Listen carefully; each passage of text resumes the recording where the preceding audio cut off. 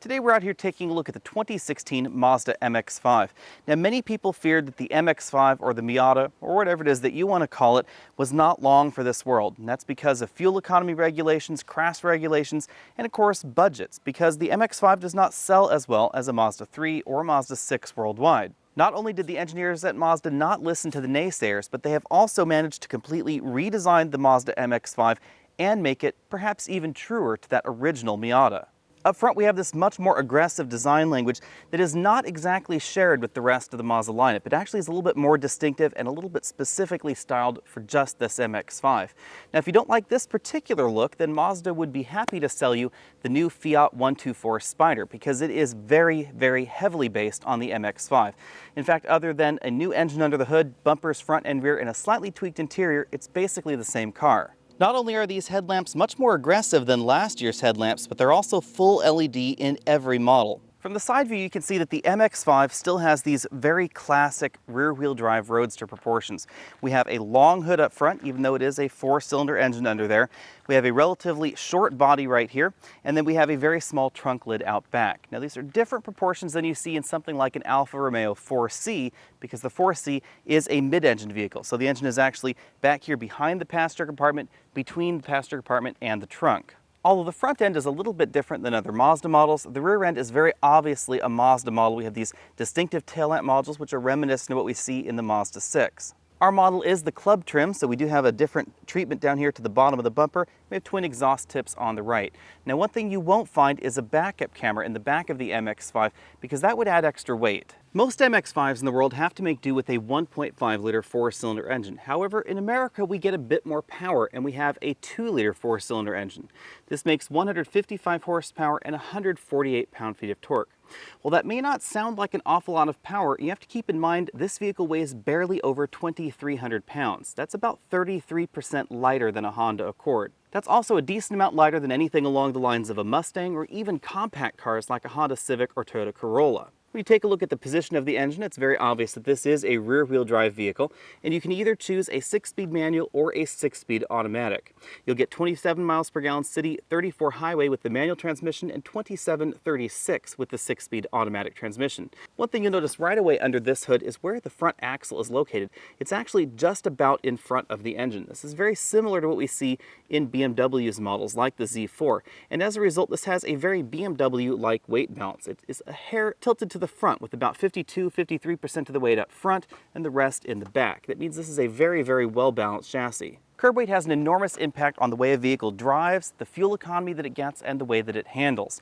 This is one of the lightest vehicles sold in North America. In fact, recently the only vehicle I can recall that's lighter than this would be something like that Smart 4.2, and that is incredibly small. Even Alfa Romeo's carbon fiber intensive 4C ends up at 2,465 pounds, and this is just over 2,300 pounds. The Scion FRS and Subaru BRZ are all upwards of 2,800 pounds, and a Porsche Boxster is almost 2,900 pounds in base form. If you're wondering about the BMW Z4, which I would say is a good comparison to this, that's incredibly heavy in this segment at 3,263 pounds starting. Now compared to the luxury entries, the light curb weight of the MX-5 has some major advantages. You'll notice that these tires are not terribly wide. They're 205 width tires on this model, 195 width tires on the base model. That means that your average mid-size sedan out on the road is probably running wider tires than this, except that average mid-size sedan weighs considerably more. The more weight you cut out of the vehicle, the faster you can go 0 to 60, the better you can handle on narrower tires, and of course, the better your fuel economy and stopping distances will be. Despite this being about half the price of an Alfa Romeo 4C, we actually have a driver's seat that is a little bit more comfortable and, interestingly enough, more adjustable as well. Now, we don't have power seats, which means that the range of motion is still a little bit limited, but you can actually change the elevation of the front of the seat with this little knob right here, and we do have a little bit more recline capacity than we find in the Alfa Romeo. We also have a little bit more seat travel than we have in the past, and the seat is about an inch lower to the ground. We still don't have a telescopic steering column, but we do have a decent range of tilt motion. One thing that's also significantly better than the Alfa Romeo is the operation of this convertible top. It's very easy to do it with one hand right there. You don't need to get out of the vehicle like you do in the Alfa Romeo.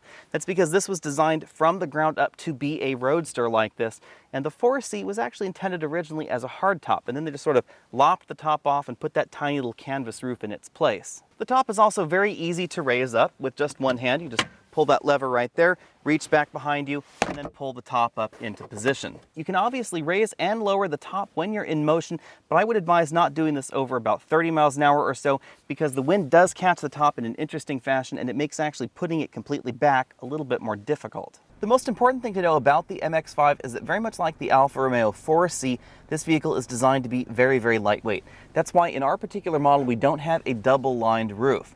Now, a double-lined roof is available in the MX-5, but you won't find it in the Club model. Our Club model has fabric seats, and as you can see, the headrests are integrated right there into the seat back. Also integrated into the headrests are the Bose speakers for the rear of the vehicle. You'll notice that, of course, the rear of the cabin is right there behind that seat, so there's really nowhere else for the speakers to go, so it's kind of a novel thing to put the speakers in the headrest.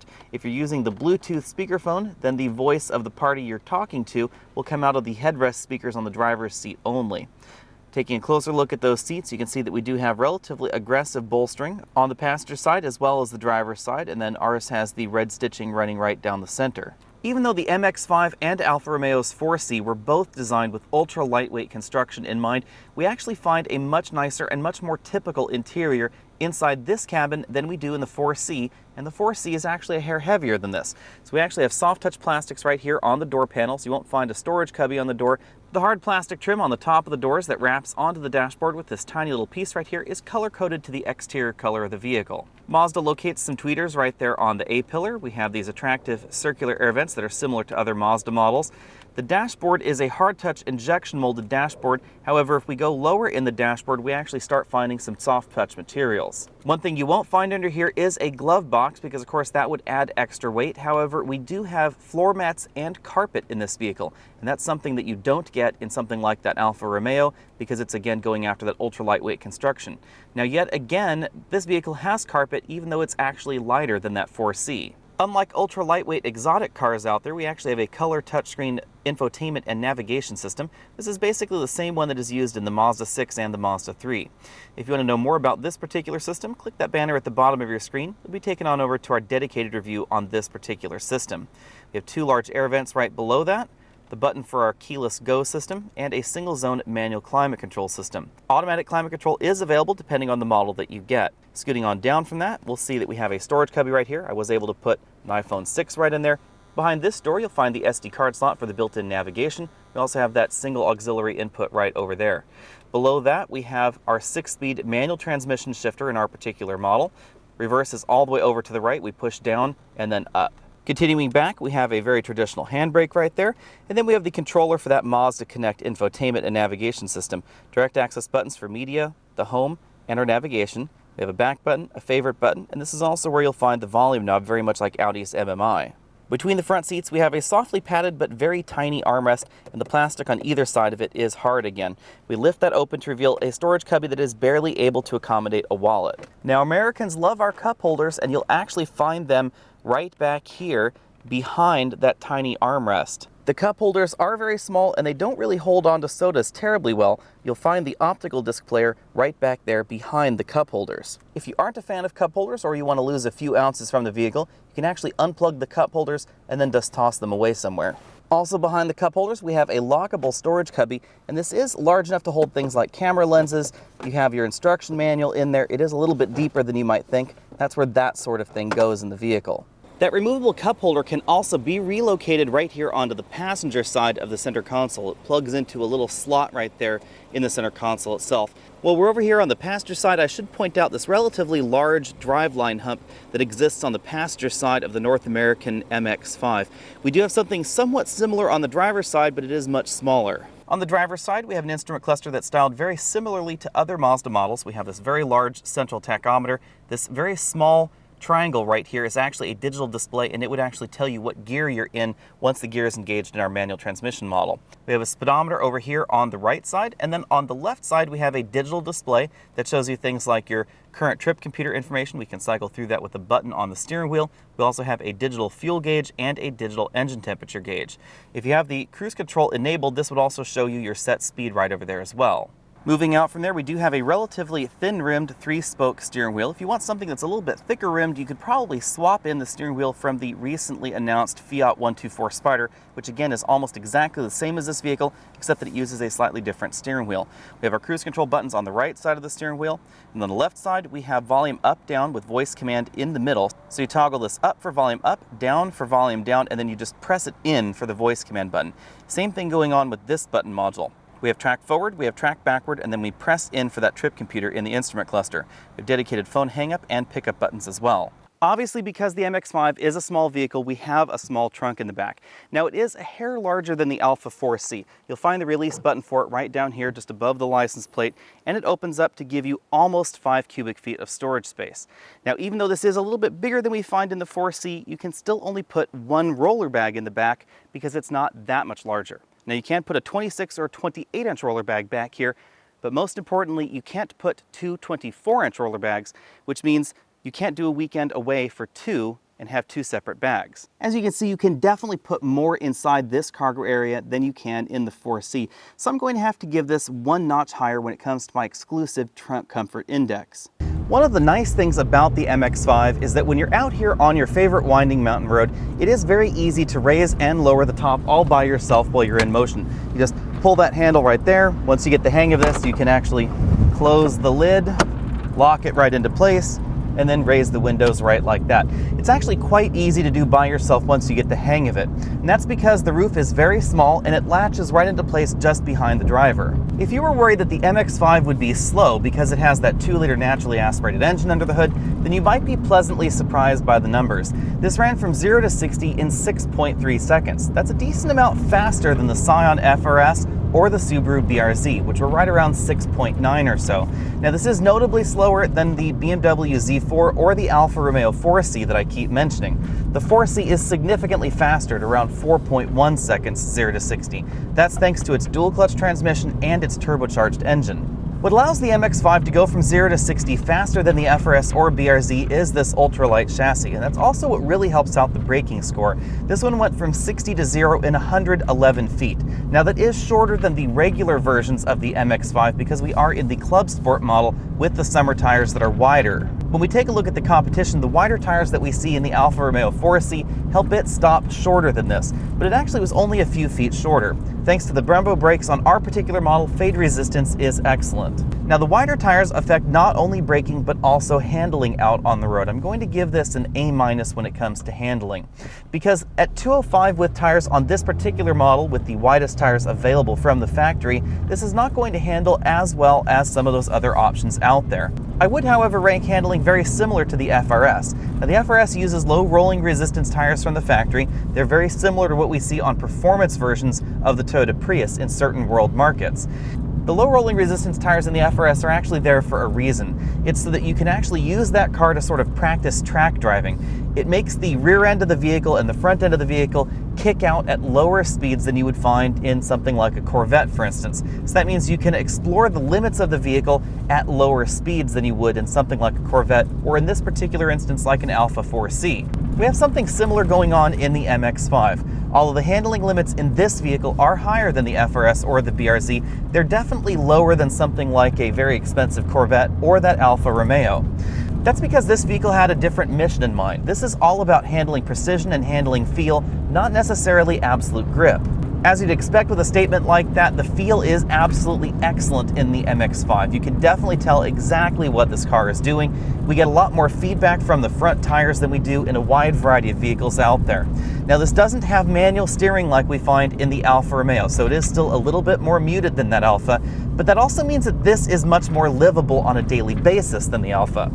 One thing you'll notice about every version of the MX-5 out on the road is that we definitely get more body roll than in any of the dedicated sports competition. So we get more body roll in this than something like a Z4, more body roll than that 4C yet again. Now, we are driving the Club Sport model, which does give us the firmest suspension in the MX-5 portfolio, but even this is relatively compliant. This is the kind of sporty vehicle you could drive to work every day if you needed to, although personally I would prefer the regular suspension in the MX-5. You don't really give up that much in terms of handling dynamics just from that softer suspension, but I think it's a little bit more appropriate for a daily driver. One thing you get in all versions of the MX-5 is a decent amount of body roll. Because even in this Club Sport version, the anti-roll bars that Mazda uses are not terribly beefy, so we still get a little bit more body motion than we find in some of the competition. It doesn't really cause a handling problem, however, because the MX-5 is so light. Thanks to the compliant suspension, I'm going to give this version of the MX-5 a B when it comes to the ride, but I'm going to give the regular and Grand Touring versions an A.